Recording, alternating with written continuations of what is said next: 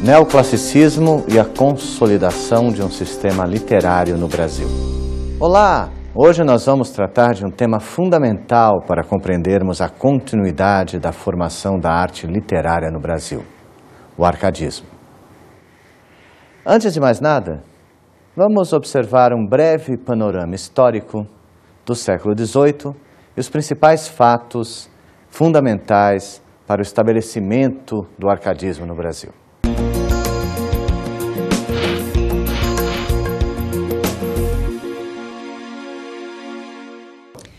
A partir do governo de Dom José I, em 1750, através de seu ministro Sebastião José de Carvalho e Melo, o Marquês de Pombal, o Brasil colônia passou a incorporar políticas de povoamento com objetivos civilizatórios, baseados em uma visão europeia, na qual aliavam ordenação urbanística a um bom governo. Os portugueses vindos à colônia brasileira tinham como objetivo fundar novas vilas no interior. As políticas pombalinas visavam desenvolver, através do comércio e estradas, lugares longínquos, como o extremo oeste, o Amazonas e o sul do Brasil. Para desenvolver sua política de povoamento, Pombal, baseado em ideias fisiocratas, ordenou a elaboração de censos, levantamento de população aos responsáveis pelas capitanias. Assim, o período final da época colonial criou um número bem maior de vilas do que o momento inicial da colonização, do século XVII até meados do século XVIII. Na região aurífera de Minas Gerais, o povoamento foi ainda mais drástico, pois o local atraía milhares de aventureiros que para lá se encaminhavam em busca do enriquecimento fácil. Alguns historiadores chegam a aventar a hipótese de que Vila Rica, atual Ouro Preto, durante o século XVIII teria sido a maior cidade da América. Imaginem só, a atual Ouro Preto, maior do que Nova York, Cidade do México, Chicago, São Paulo, Rio de Janeiro. Era esse o panorama da época em Ouro Preto. Política e estética, as tensões de Vila Rica. A descoberta do ouro em Minas Gerais, no final do século XVII, transferiu o centro econômico do Brasil para a região de Vila Rica, atual Ouro Preto. Em busca do ouro, houve um influxo populacional nunca antes visto. Com isso, ocorreu também a afluência de artistas e artesãos europeus contratados para construir os monumentos, especialmente igrejas, que marcavam o súbito enriquecimento.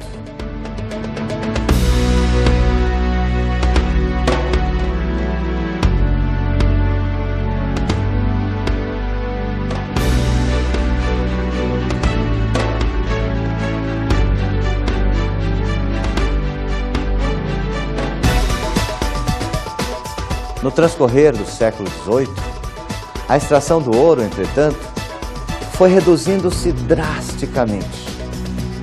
As condições econômicas e sociais se deterioraram com rapidez. Barroco e arcadismo. Esse processo leva ao isolamento dos artífices mineiros, que, rompida a fonte europeia, criam um estilo arquitetônico e artístico típico da região, dando continuidade ao barroco apreendido dos europeus, quando a Europa já se vê inundada pelo neoclassicismo. Antônio Francisco Lisboa, 1730-1814, apelidado de o Aleijadinho, é o melhor exemplo desse fenômeno.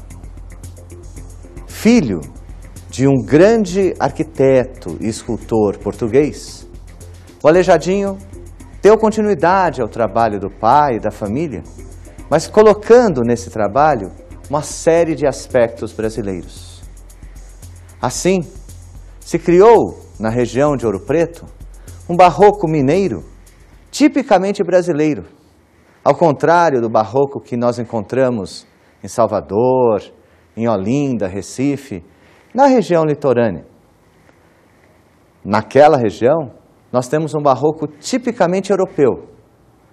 Em Minas Gerais, o barroco europeu é misturado com os aspectos, com as influências culturais brasileiras. E aí nasce um dos estilos mais tipicamente brasileiros jamais criados, o barroco mineiro. Já as famílias abastadas continuavam a mandar seus filhos para estudar na Europa, onde entram em contato com o neoclassicismo dominante. Ou seja, enquanto os artífices ficavam aqui e procuravam criar uma arte nova, diferente, os filhos da elite iam para a Europa. E na Europa eles encontravam a arte predominante da época na Europa, que era o neoclassicismo, que se opunha à arte do barroco. Assim, em Ouro Preto, criou-se uma dicotomia muito importante. Ao mesmo tempo que nós temos nas artes plásticas o apogeu do barroco, nós temos na literatura o apogeu da arte que se contrapõe ao barroco, que é o neoclassicismo. Os poetas árcades de Minas Gerais, pertencentes a essa elite, criam sua obra de combate ao barroco literário, no mesmo momento em que as obras-primas do barroco mineiro arquitetônico estavam sendo construídas.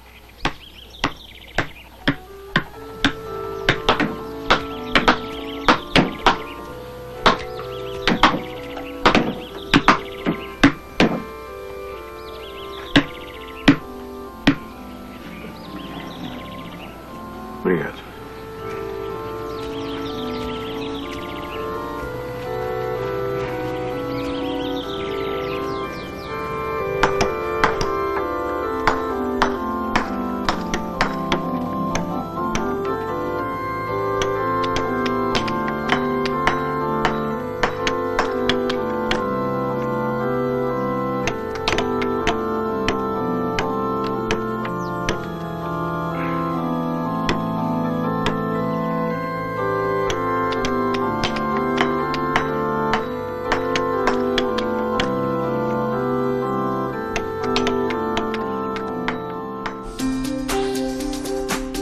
Conflitos políticos. O processo de empobrecimento da região cria também graves conflitos políticos. A população local fica inadimplente e atrasa os impostos devidos à coroa portuguesa. Com a aproximação da derrama, cobrança violenta das taxas em atraso, cria-se o cenário propício para uma revolução. Juristas, intelectuais, poetas, sacerdotes esclarecidos e militares descontentes, estimulados pelas notícias da independência das 13 colônias inglesas americanas em 1776, passam a cogitar uma revolta. Influenciados, portanto, pelo que aconteceu nos Estados Unidos, eles pensam em também se tornarem independentes da coroa portuguesa. Antes que colocassem qualquer ideia em ação, são punidos com violência pela coroa portuguesa, no processo que se convencionou chamar de Inconfidência Mineira, de 1789. Vejamos agora um fragmento do filme Tiradentes, de Oswaldo Caldeira, que retrata bem esse instante na vida política brasileira. Os negros conspiram o tempo todo em cortar nossas cabeças. Os quilombolas são mais organizados que nós. Libertando os escravos, eles irão ficar conosco. Alvarenga. Vá até a casa de Macedo e entregue ao coronel Alvarenga. Eu não estou entendendo essa demora do Alvarenga. Calma. A primeira providência será conclamar eleições livres. Cláudio, Alvarenga, o cônego Vieira e eu temos a Constituição quase pronta. E eu tenho 200 homens armados lá no Tijuco. Pagos por mim, é claro. E quem será o chefe? O cabeça? Todos são o cabeça. Reservo para mim as ações de maior risco, tais como o assassinato do governador. Será necessário? Cabecinhas fora! Cabecinhas fora! Vejo os senhores na noite encapuzados, capotes compridos para esconder as armas ao longo das pernas e tochas carregadas nas mãos. E vejo Alferes Joaquim levantando a cabeça do governador pelos cabelos e o povo reunido. Então eu farei um discurso na sacada do palácio do vice-governador. Povo de Vila Rica! Povo de Vila Rica!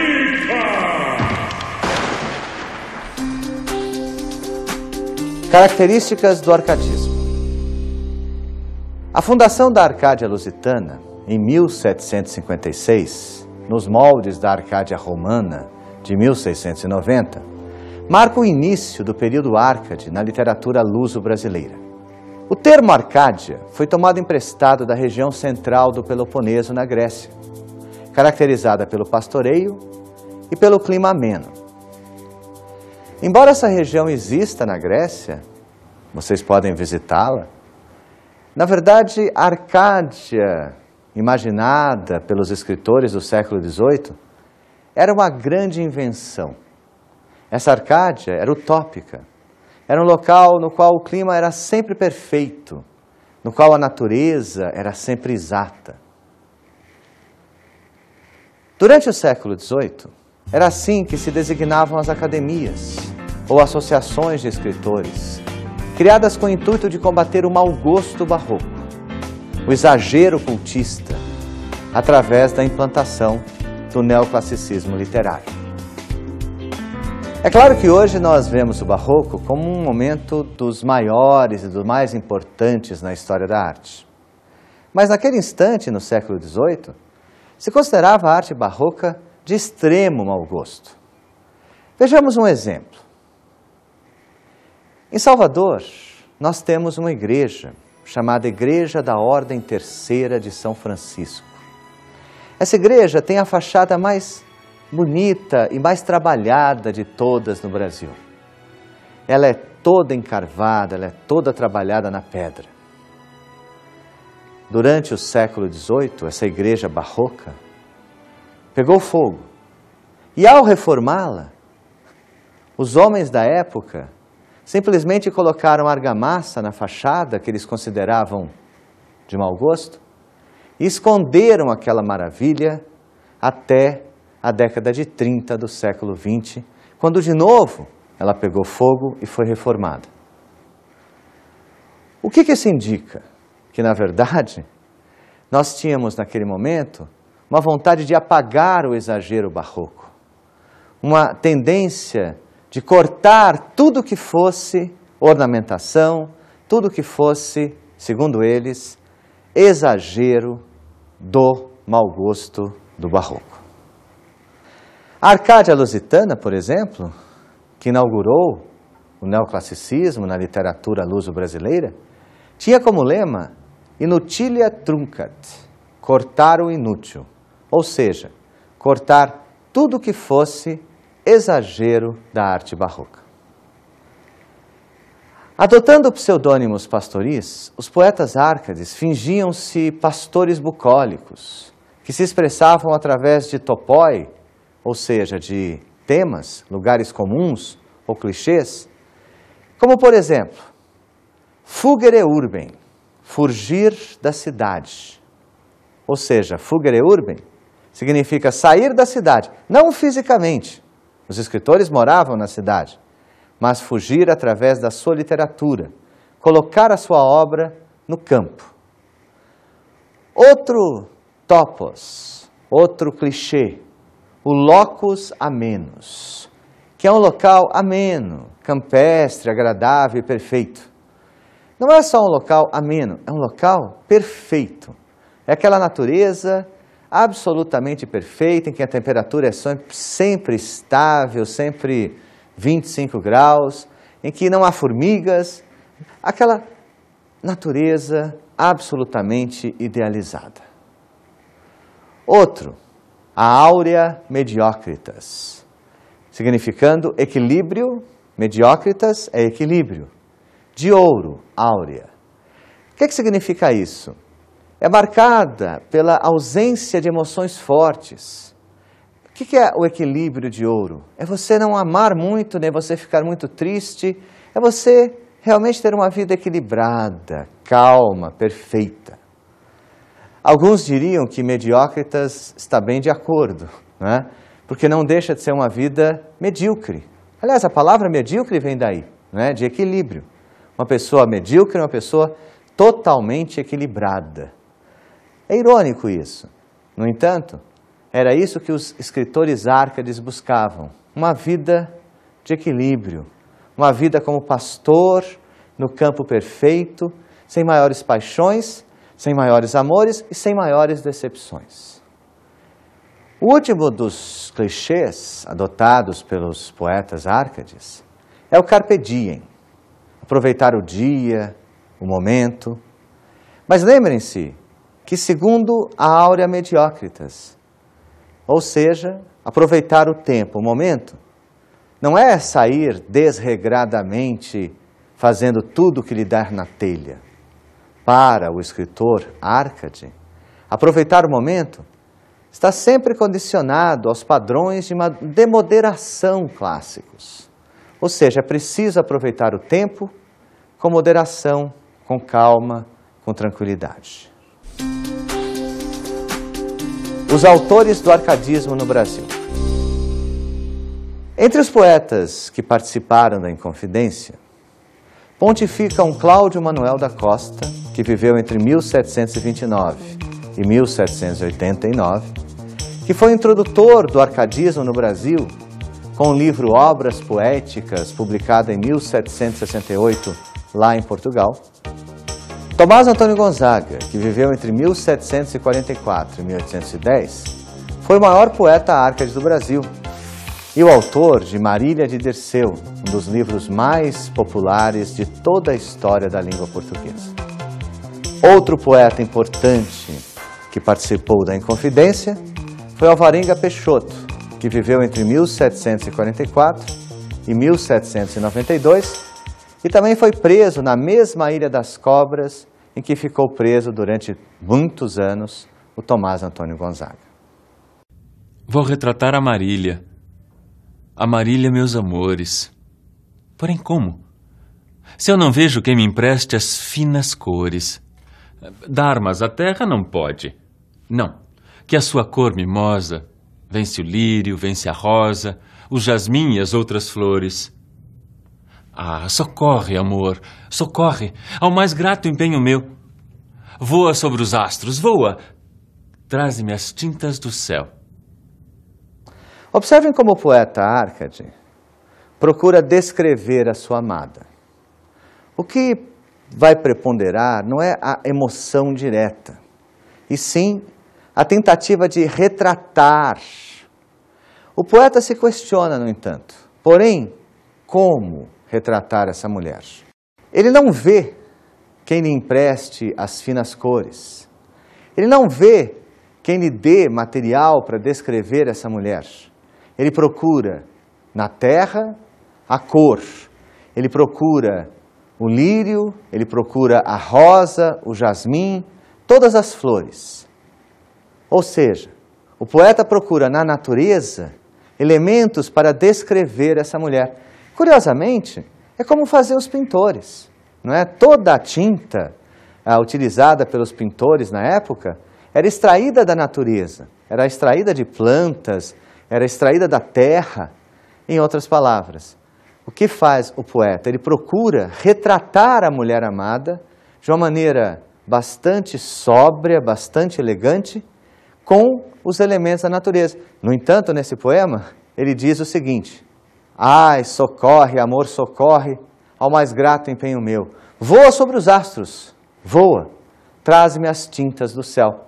Ou seja, ele não consegue encontrar na terra tintas suficientes para escrever sobre essa mulher maravilhosa. Descrevê-la é algo que, para fazê-lo, demanda as tintas do céu, demanda algo superior à própria existência na terra. Alvarenga Peixoto. Vejamos agora um pouco da história do grande poeta Alvarenga Peixoto. Inácio José de Alvarenga Peixoto nasceu em 1744, na cidade do Rio de Janeiro. Como muitos de seus contemporâneos, estudou com os jesuítas em Portugal, provavelmente em Braga. formou-se com louvor pela Universidade de Coimbra no ano de 1768. Foi poeta e político durante grande parte da sua vida. Casou-se com a também poeta Bárbara Eliodora em 1781, quando largou a magistratura para trabalhar com a lavoura e mineração. Foi preso e condenado ao degredo perpétuo na África por participar da Inconfidência Mineira. A Ilha das Cobras, na qual Alvarenga Peixoto ficou preso no Rio de Janeiro, tem uma visão direta para o Pão de Açúcar. Vejamos como essa visão que o poeta tinha da sua cela é retratada poeticamente. Oh, que sonho! Oh, que sonho eu tive nesta feliz, ditosa, sossegada sesta. Eu vi o Pão de Açúcar levantar-se e, no meio das ondas, transformar-se na figura do índio mais gentil, representando só todo o Brasil. Pendente a tiracol de branco arminho, côncavo dente de animal marinho. As preciosas armas lhe guardava, era tesouro e juntamente aljava. De pontas de diamante eram as setas, as hastes de ouro, mas as penas pretas. Que o índio valeroso, ativo e forte não manda seta em que não mande a morte. Zona de penas de vistosas cores, guarnecida de bárbaros lavores, de folhetas e pérolas pendentes, finos cristais, topázios transparentes, em recamadas peles de saíras, rubins e diamantes e safiras, em campo de esmeralda escurecia a linda estrela que nos traz o dia. Perceba que o poeta sonha. Ele fala que sonha nessa sossegada sesta. Qual é o sonho que ele tem?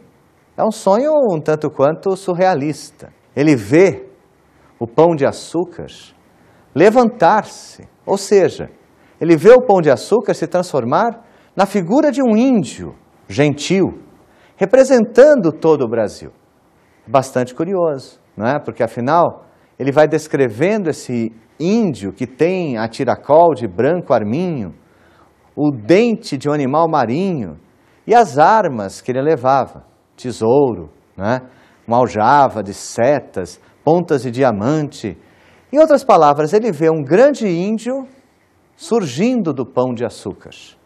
Na verdade, é o começo de uma série de poemas que apresentam a ideia do índio como representante do Brasil e como salvador da pátria brasileira. Isso será desenvolvido depois por dois outros grandes poetas brasileiros do arcadismo, Santa Rita Durão e principalmente por um dos maiores poetas que esse país já teve, que foi Basílio da Gama. Basílio da Gama, 1741-1795. Vamos conhecer um pouco da vida de Basílio da Gama. José Basílio da Gama nasceu em 8 de abril de 1741, na cidade de São João del Rei. Entrou para a Companhia de Jesus, onde estudou com os jesuítas até estes serem banidos do Brasil. O poeta luso-brasileiro segue então para Portugal e depois para Roma, onde ingressa na Arcádia Romana, com o nome de Termindo Cipílio. É detido e condenado ao degredo em Angola, mas consegue se salvar escrevendo um epitalâmio, poema de louvor ao casamento, à filha do Marquês de Pombal, e com isso passou a ser o protegido do déspota. Basílio da Gama escreveu o poema épico O Uruguai, sua obra mais conhecida, no ano de 1769. Tornou-se patrono da Academia Brasileira de Letras. Faleceu em 31 de julho de 1795, na cidade de Lisboa. Um dos trechos mais conhecidos e mais emocionantes do Uruguai é o trecho da morte da Lindóia.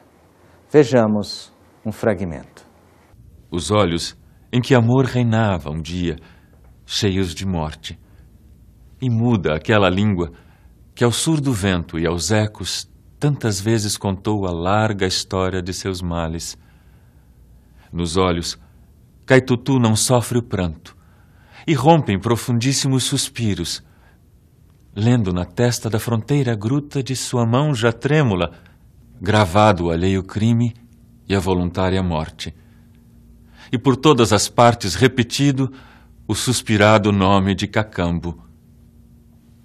Ainda conserva o pálido semblante um não sei quê de magoado e triste, que os corações mais duros internece. Tanto era bela no seu rosto a morte. Basílio da Gama procura utilizar a morte de Cleópatra para, adaptando-a, traduzir o final da infeliz Lindóia.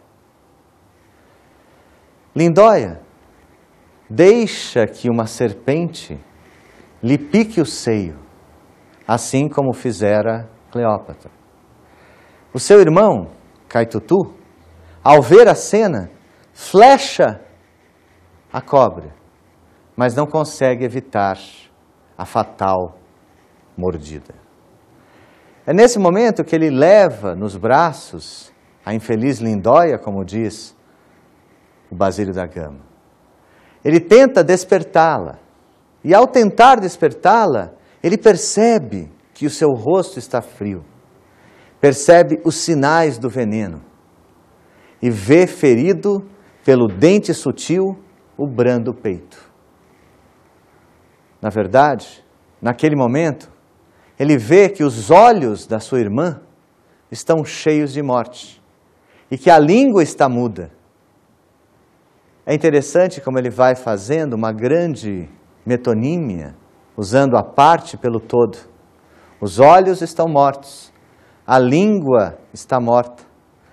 E ao falar que a língua está morta, ele fala que o vento está surdo, que ele não está ouvindo mais o lamento da Lindóia, que contou ao vento tantas vezes a larga história dos seus males.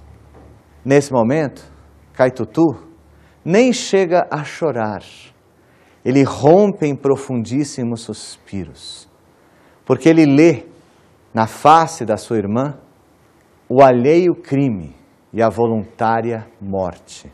Ou seja, ele percebe que a sua irmã tinha querido a morte através daquela mordida da serpente.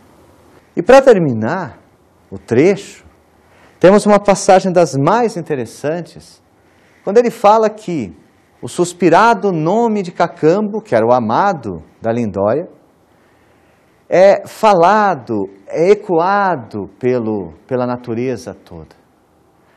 E que no semblante da Lindóia, ela ainda conserva um não sei quê de magoado e triste, que os corações mais duros enternecem. E finaliza com um dos versos mais conhecidos da literatura brasileira. Tanto era bela no seu rosto a morte. E assim se encerra essa passagem do Uruguai, tão significativa. Porque, afinal de contas, o Uruguai é uma história épica de aventura, mas na qual se inscreve um grande romance, uma grande história de amor, a história de Lindóia e de Cacambo. A história de dois índios que acabam traduzindo muitas histórias arquetípicas de toda a literatura ocidental. A história de Tristão e Isolda, a história de Romeu e Julieta, as histórias dos amantes que morrem por amor. Outros autores.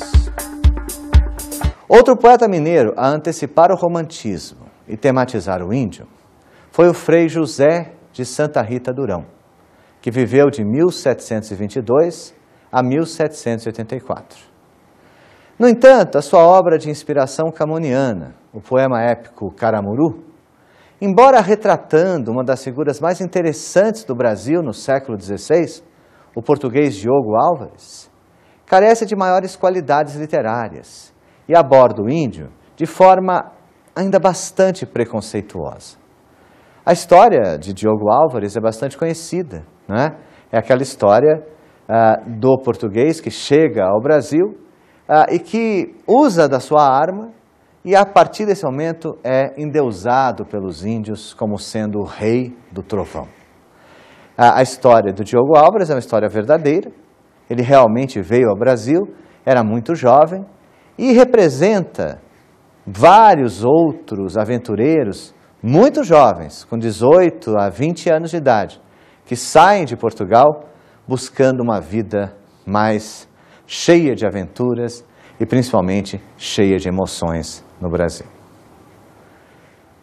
Outro poeta, também mineiro, era Manuel Inácio Silva Alvarenga, que viveu de 1749 a 1814 e que se notabilizou pelos rondós e madrigais, poemas líricos compostos com rara elegância, do livro Glaura, de 1799. Os poemas do Silva Alvarenga se notabilizam por um uso interessante da rima. Ele usa muitas rimas internas, não são aquelas rimas externas ao poema.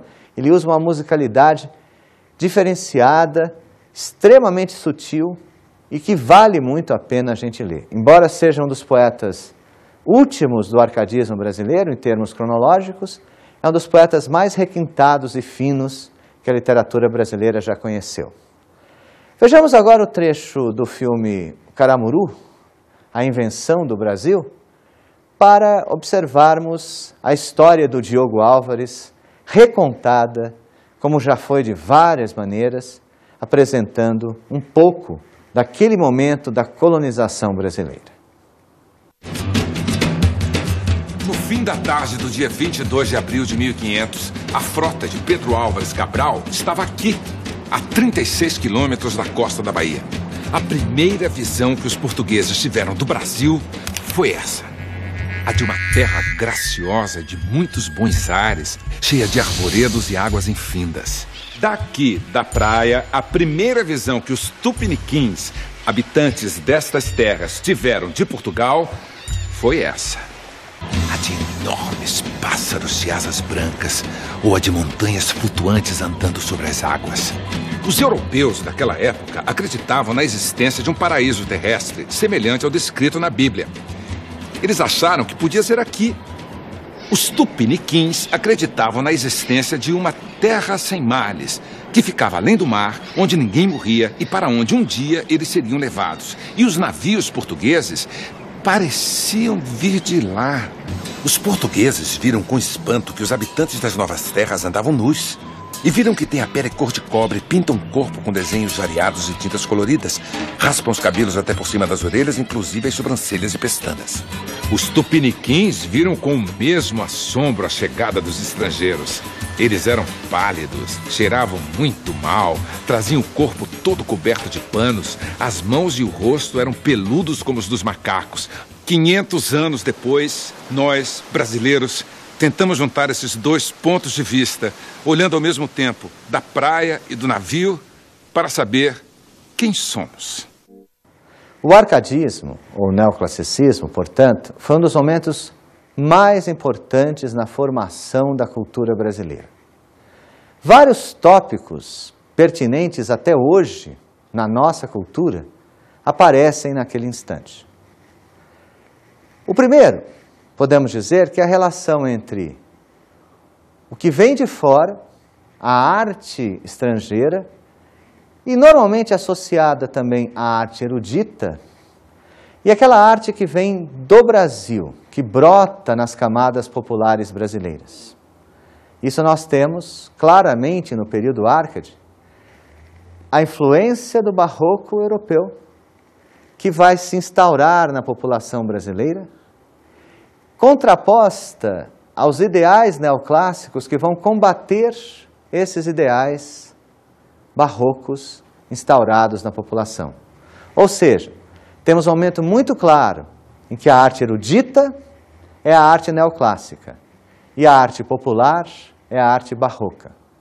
Esse embate é absolutamente permanente, diria, na cultura brasileira. O embate entre a arte erudita e a arte popular, o embate entre aquilo que vem do estrangeiro e aquilo que brota especificamente do Brasil.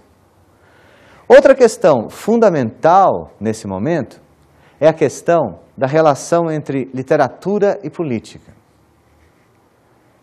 A participação de poetas no movimento como a Inconfidência é um dos momentos iniciais da participação política de literatos, da literatura no Brasil. Essas participações se tornaram muito frequentes. E muitas vezes no Brasil se cobra do poeta, do escritor, do romancista, uma participação política engajada. Realmente é uma discussão muito séria. O poeta deve escrever poesia ou deve, ao escrever poesia, também procurar intervir na vida cultural e política e social do seu país? Essa discussão é sem fim. Muitos defendem que o escritor deve apenas escrever e outros defendem que deve também se empenhar para mudar o seu país. Lá em Ouro Preto, Vila Rica, no século XVIII, literatura e política se encontraram como poucas vezes no nosso país.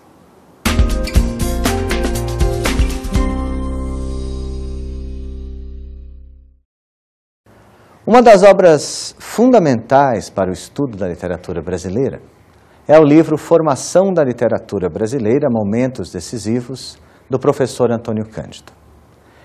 Neste livro, Antônio Cândido expõe a teoria de que é preciso haver um sistema literário para absorver a literatura. E ele identifica o primeiro momento de criação desse sistema literário exatamente em Minas Gerais, no século XVIII, no período Arcade. Portanto, dedica inúmeras páginas para analisar, interpretar e aprofundar nas obras de Cláudio Manuel da Costa, Tomás Antônio Gonzaga, Alvarenga Peixoto, de todos os poetas do arcadismo brasileiro. Uma outra obra que eu gostaria de recomendar é 5 séculos de poesia, Antologia da Poesia Clássica Brasileira, que eu organizei para a editora Lande, em São Paulo, reunindo o melhor da obra dos primeiros grandes 20 poetas do Brasil, começando com o padre José de Anchieta e indo até Augusto dos Anjos.